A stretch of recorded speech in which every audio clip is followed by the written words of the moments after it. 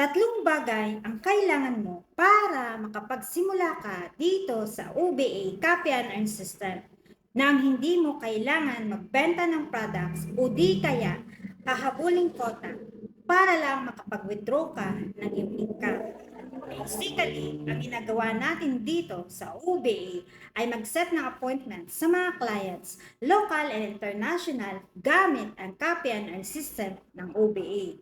By the way, I'm Angie Francisco, Head Coach and Admin ng OBA or Online Business Academy, and isa akong OFW sa Bahrain and part-time ko lang ginagawa ang online business. And isa na din tayo sa nag-guide na gustong matutunan or gustong magkaroon ng online business.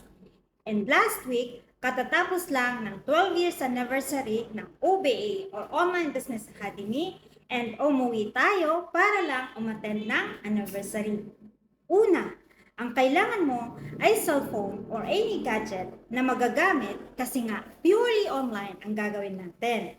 Pangalawa, kailangan ng stable internet connection or Wi-Fi data. Pangatlo, kailangan mo ng account user ID. Ang account ID, yun ang way para makapag-access ka sa online business at dito mo rin makikita lahat ng online transactions. Kaya kung isa kang OFW or empleyado ngayon na naghahanap ng side hustle business, ang OBA ay pwedeng-pwede. Ang kailangan mo lang ay umattend sa free online orientation para alam mo ang step-by-step process kung paano magsimula sa OBA.